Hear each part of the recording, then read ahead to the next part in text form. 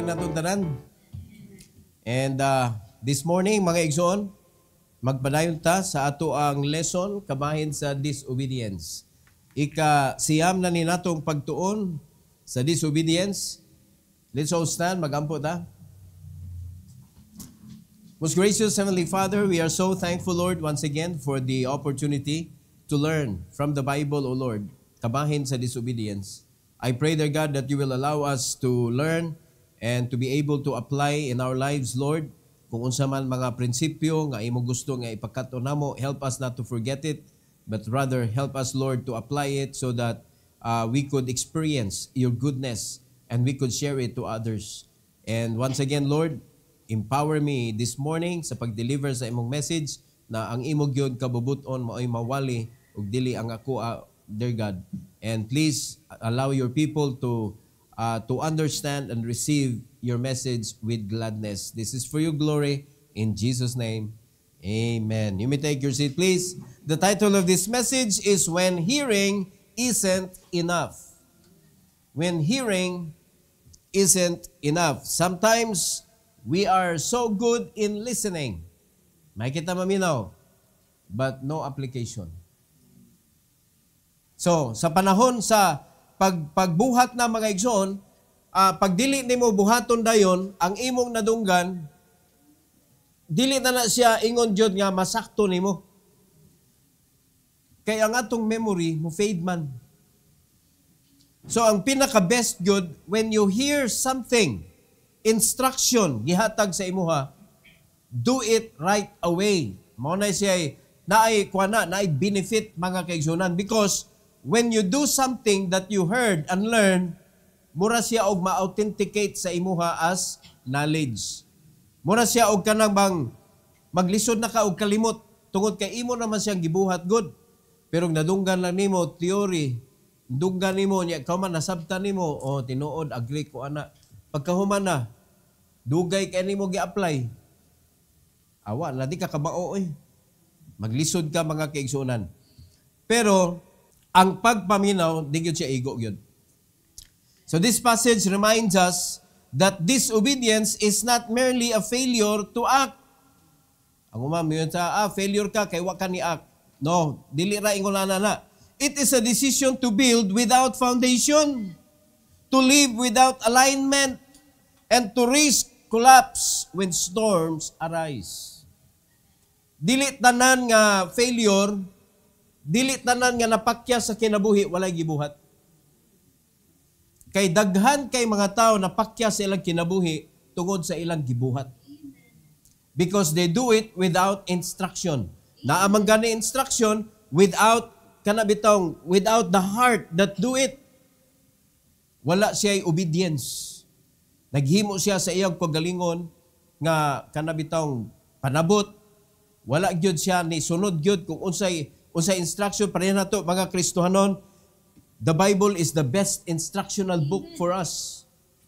Nibasa ka pero imong gi-modify. Dili na obedience mga igsoon. So, diha nasipyat ang kinabuhi. So meaning ang imong foundation is not purely the word of God. Dili siya strong. Ang imong foundation mga kaigsoon nahimo siya nga kana bitaw naara sa kalibutan. Mamto gisgutan sa Corinthians, wood, hay, stubble, gold, ingon ana, dili siya mulungtad og dugay mga igsoon. So, it is very dangerous kung ang imong panginabuhi na disalign na sa kabubuton sa Ginoo. Risgo mga kaigsunan. Moabot ang panahon, mo-collapse jud ka. Kay ang imong mga decision making wala na founded diri sa pulong sa Ginoo. Ang imong mga decision making nagagad nag-unsay makita nimo diha, makita nimo diri, nya ganahan ka ba? Mo decide ka. Pero wa ka kahibaw kana di ay against na sa kabubuton o sa baruganan sa Ginoo. So there are three things that we are going to discuss this morning regarding ani mga kaigsunan. Number 1, foundation ignored. Ang foundation gi-ignore. Ablihin yung Bible sa Matthew chapter 7. Ablihidaan. Disobedience begins when God's word is heard but not heeded. The foolish builder disregards divine instruction, laying a foundation on sand, unstable, and superficial. Nindot kay tanahon, flat kayo. Makita ka ganang kabalasan mga igso, ganang baybayon.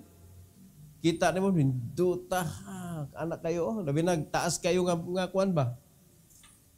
No? Balas. Makita nimo pantay kayo ang yuta kay balas god. So, superficial. Walay kanang toughness. Dili lig-on. Ug diha nimo itukod ang imuhang balay, dili lig-on.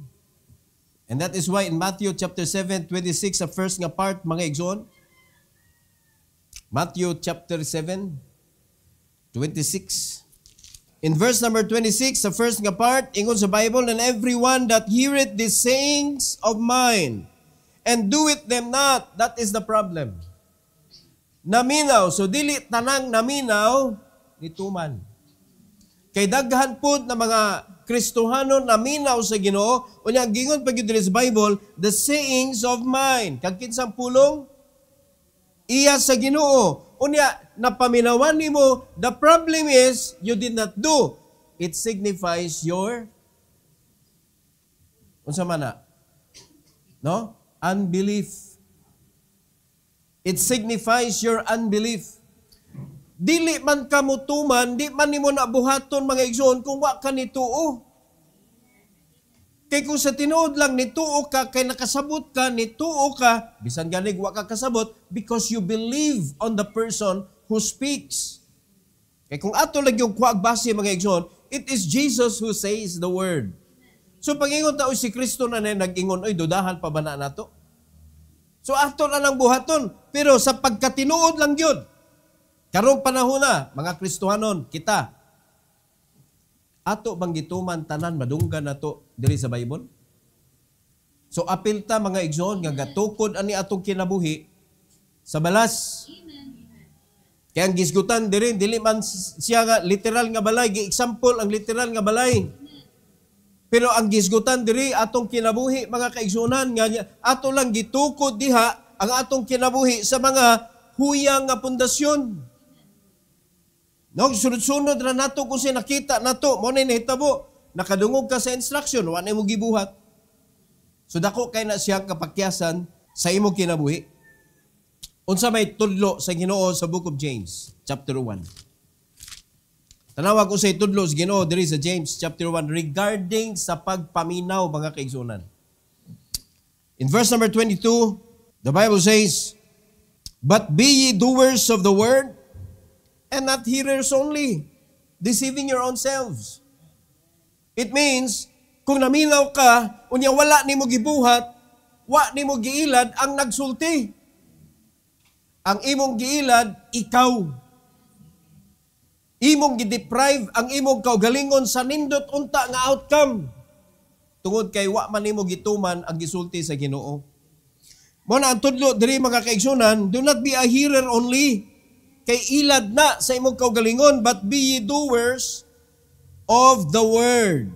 23, explanation.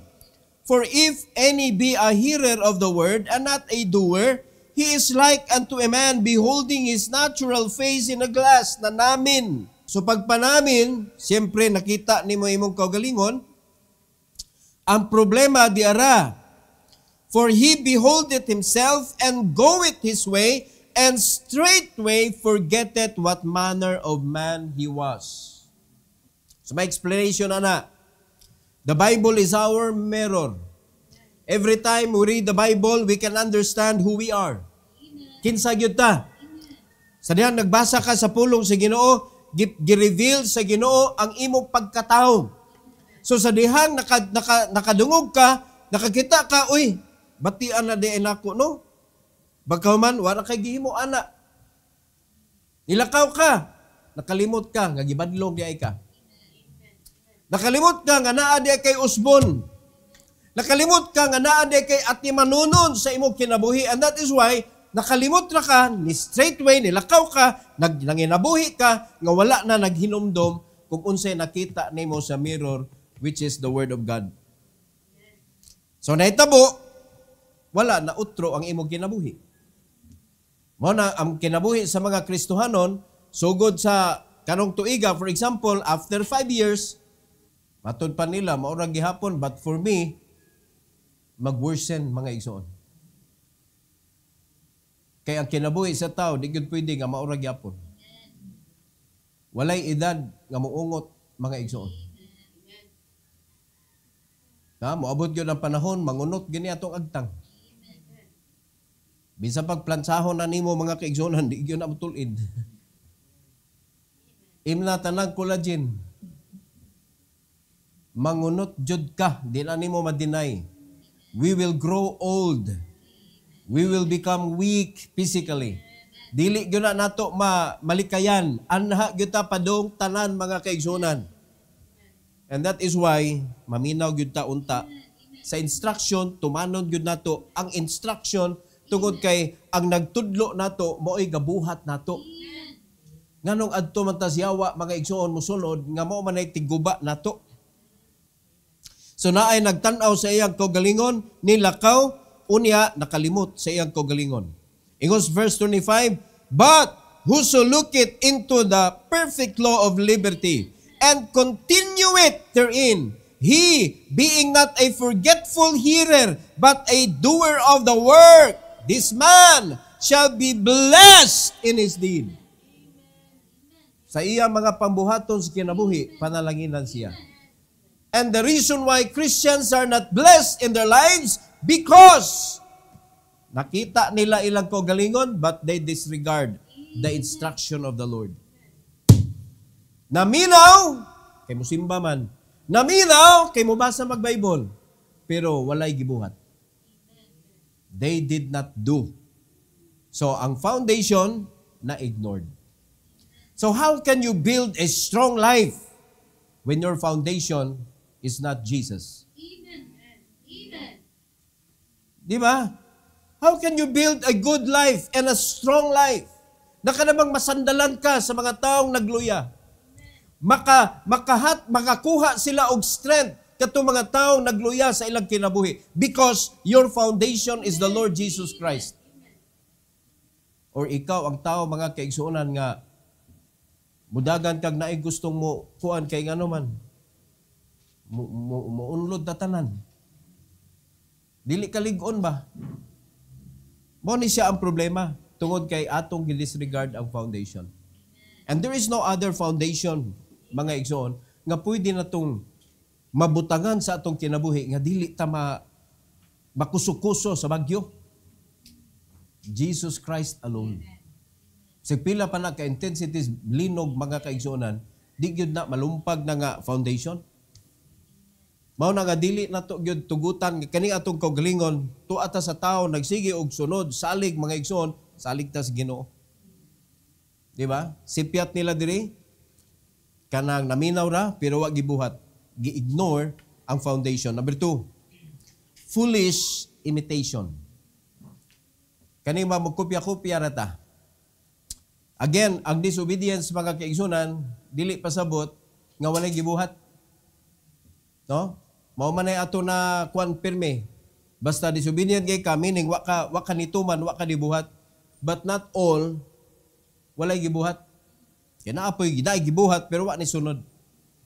So, diray, disobedience often mimics obedience externally. Gikopya ba?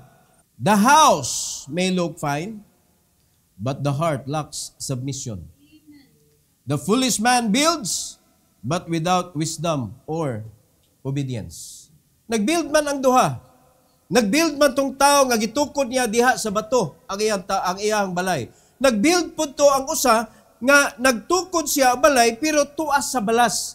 Puro sila ga-build parehas ra. Externally, they are doing the same. But inwardly, naadiha ang dako kayong kalainan. Muna sa simbahan sad, makita nimo nangalagad man ni sila parehas.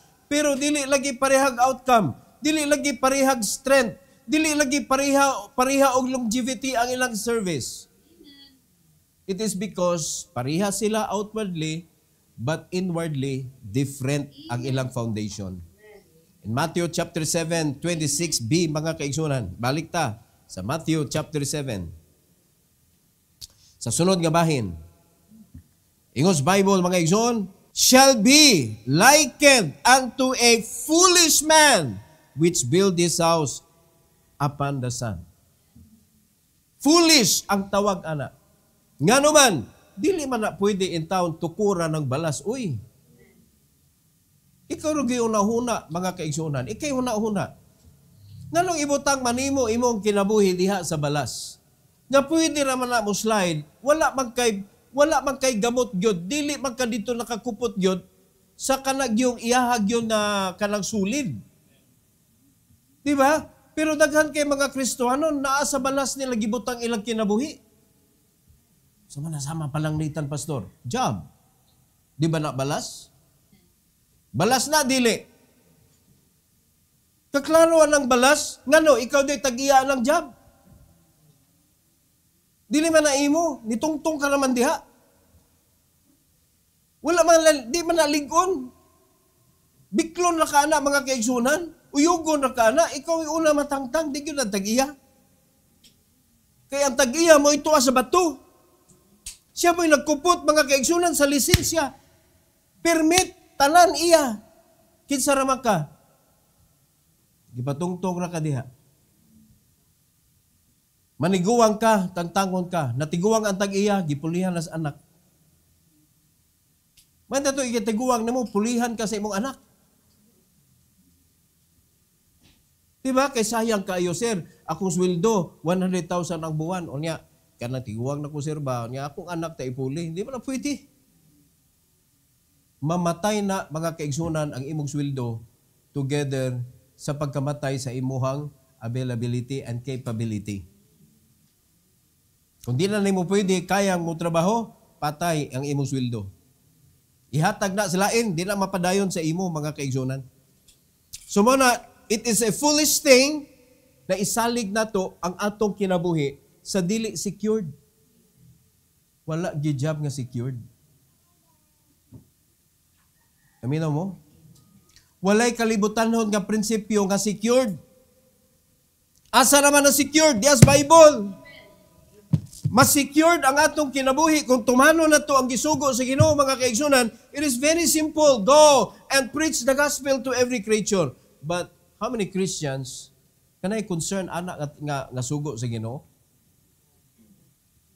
Nga naman diha ang dako kayo nga panalangin, ang sweldo sa Ginoo, wages, mga kaigsunan, pirting dako Yan ni-declare pa yun ang Ginoo, kung nagtinabangay mo, both of you, makadawat sa wages. He that watereth and he that planteth will receive wages. Di ba?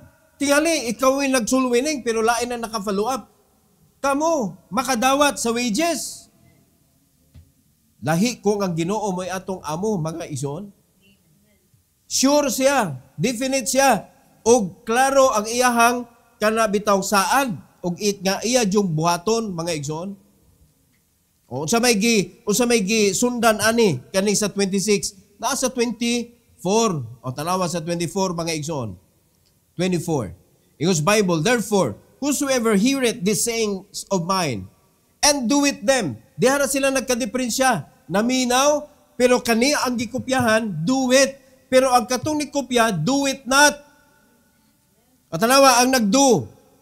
Do it them, I will liken him unto a wise man which built his house upon a rock. Mao ni sila ang mga tao, mga igsoon, nga dili nila ibutang ilang kinabuhi anang way kasiguruhan. O di ba? So unsa man na sa atong iyabo, mga igsoon, sa pagpanginabuhi, unsa may secured? Di ba kanang ikaw gyud tag-iya? Sumunay atong goal. Unsa may tinguha nimo, isip o sa kataw. Unsa man na klase nga panginabuhi, kung panginabuhi ato isgutan, unsa nga klase nga panginabuhi ang gusto nimo buhaton? Unsa may imong passion? Unsa may makalipay nimo kanang ma-enjoy ka nga mubuhat ana? Kay naa diha ang nindot nga pagpangita, panginabuhi. Kaya ba if you are creative, kung unsa may gusto nimo, bisan sa mga tisyo, mga igsoon, pwede ka mo kita. Di ba? Kaysa ko'y makauna-una mga kaigsunan nga, pinaagi sa mga papel, origami, mukita ang tao. O katulad nakita nako mga kaigsunan nga, hilig kay siya o mga design, mga candy ra jud, mga candy nga iyang gi-arrange, gisud niya og mga nindot kaayo nga kuan, gipamaligya sa online, piti daghanang mo order. Kaya nga naman, nindot kay tan-aw ng iya mga candy, gipang-arrange niya. Kaysa imo ra ibutan niya, candy, namaligya ko candy. Creativity. So kung mo na passion nimo nga ganahan kay ka design, then make it as your lifeline, source. Di ba? Hilig kag motor. Kanindot na to. Ang desire ni Brother Jemar, mangita siya mga motor nga karaan, iya i-restore. Kanindot, anak, kung nakalipay yun na ni mong motor, mura kag mamatay, nga di kalingkod, o motor, mga kaigsunan, o diha ka maglingkod. Di ba? Di kayo mong lingkuran. Diyan ka maglingkod. So, foolish person imitates, but cannot duplicate. Mo-imitate ra siya, outward. Peke, mga kaigsunan. Peke. Kaya ang iyang gi-imitate, building. Pero the reality, wala siya nisunod sa instruction. So kung buot sabton, substandard ang iyang gibuhat. No, gikurap niya mga igsuon. So that is why ang iyang gikopya diri sa 24, nindot ang resulta kay nadidto gyud natukod sa bato as instructed. Naminaw ta? Pero ang kaning naa sa 26 mga igsoon, gitukod niya, wala naminaw sa instruction, didto pataka lag tukod, diretso lag patong mga igsoon sa balas. Mao na siya kapait. Katapusan, number 3, final ruin. Naamang gyud resulta. Unya, fair kaayo ang story ni Jesus Christ, fair kaayo mga kaigsunan. Kay pariha man nga klase nga bagyo, pariha nga klase nga unos ang nihapak sa ilang gitukod. Disobedience leads to destruction when trials come. The unanchored life collapse. The fail is not just physical, it's spiritual and eternal. Mao na siya kasakit. Tungod sa disobedience, maunay mohatod nimo dito sa kadautan. Ug ang kaning obedience, obviously, mo'y mohatod nimo dito sa panalangin.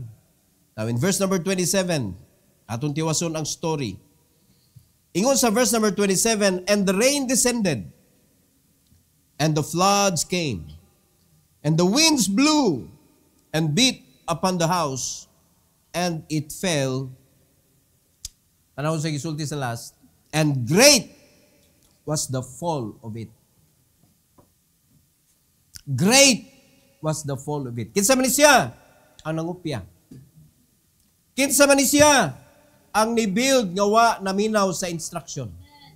Ang ni-build, mga igsoon, nga walay obedience. Ang ni-build nga tapulan. Ang ni-build nga walay pananaw sa unahan. Kaya kaniya itong kinabuhi, mga igsoon, usay makakita tagtao nga ang iyang gibuhat ba, layo kay gipahinungdan.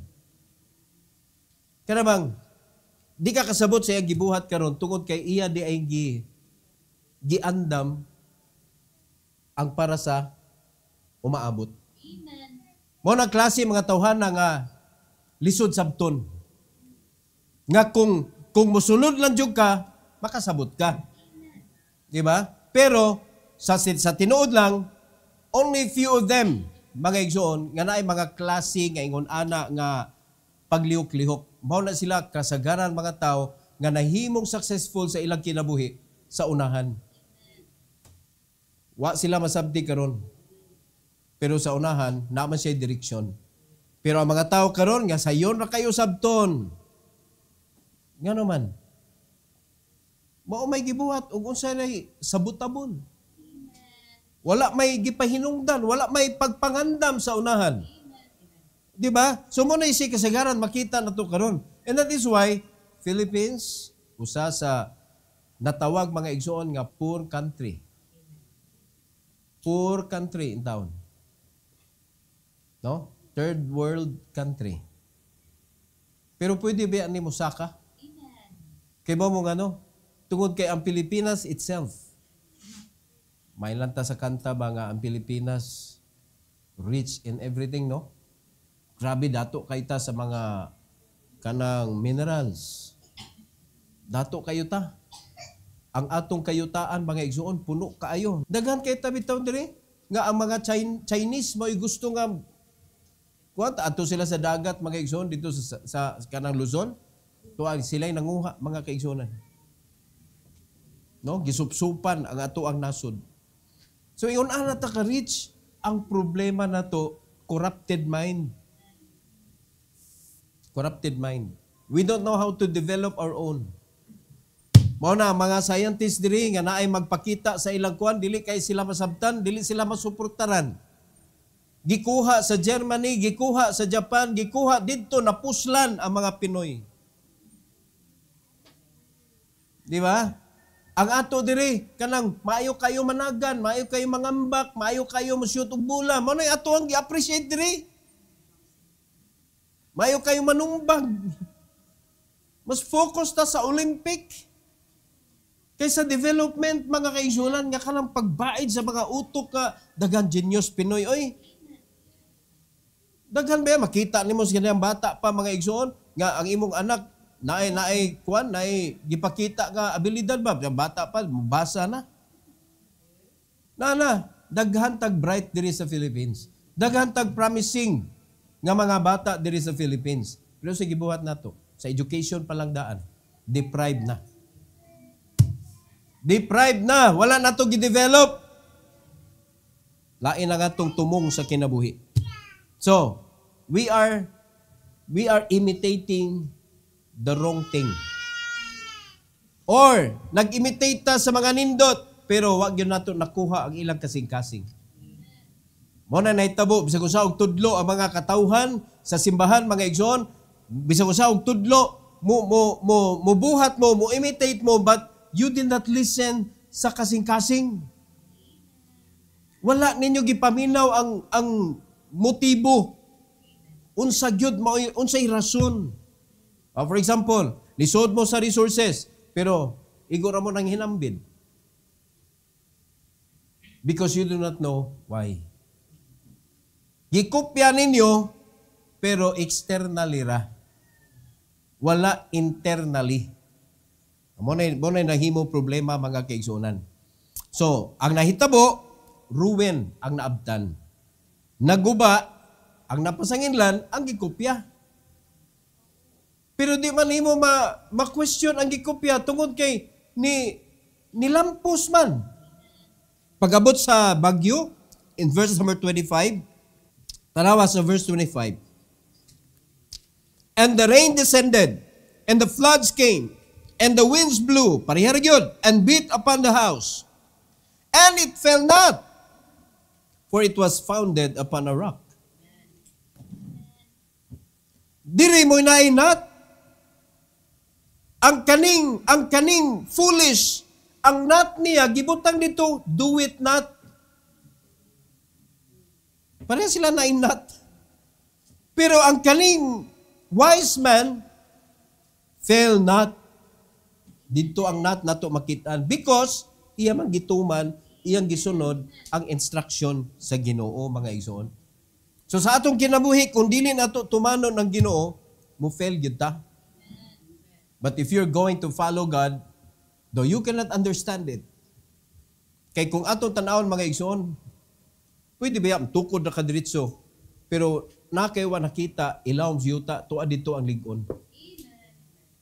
Dapat kauton yun na nimo. Kaya wag ka kay bawang, unsay may tabo sunod. Unsay mga katalagman nga moabot sa imong kinabuhi. Basig mauyog na ka, naakalagi sa simbahan, pero wa man ka nakatungtong diha sa bato nga mao si Kristo. Di ba? Pag-abot sa bagyo, linog, awa na, ikaw, lagpot ka. May pas Rizal, nagpabilin. Di ba? Nagpabilin, nagbarog ragyapon. Nagtungtong manggod sa bato. Ikaw, asa ka nagtungtong?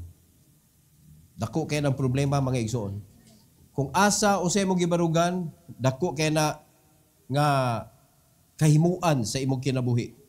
Kung magpabilin ba ka sa severe nga mga problema, mo na makita na to sa kasimbahanan, ang mga membro, mga wagtang, kung naidako kaayong katalagman, mahitabo simbahan. Mahitabo ra ba gyud na? Di ba? Dakong katalagman, mahitabo sa imong kinabuhi. Mawala ka sa simbahan. Mao na siya. So listen to this, mga igsoon. A life built on disobedience may rise in calm, but it will collapse in the storm. Obey now or fall later. Ay kabalaka, na kay mabuild. Na kay mabuild, pero kung imo siyang gibuild on disobedience, pero mabuild na nimo tungod kay why problema manggod? Walay problema ba? Pero pag abot sa problema, mga igsoon, nahagsa ang imong gitukod. Nahagsa. Kasi rin nagtukod to sila, unya sa ilang pagtukod, mga kaigsunan, diha ni abot ang unos, ay, wa na to, ang haligay kaya gitukod, wa na nang higda na to. Di ba? Ya kani kay gipahuman magyud according sa story. Nahuman magyud. Kay house naman.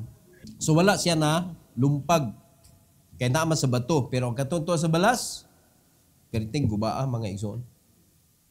So, mana, it's either you will do your life sa pag-obey or sa pag-disobey. Depende na nimo. Sa musugod kay sa dili, namang gyud kay buhaton. Sa musugod kay sa dili, naa jud kay gibuhat.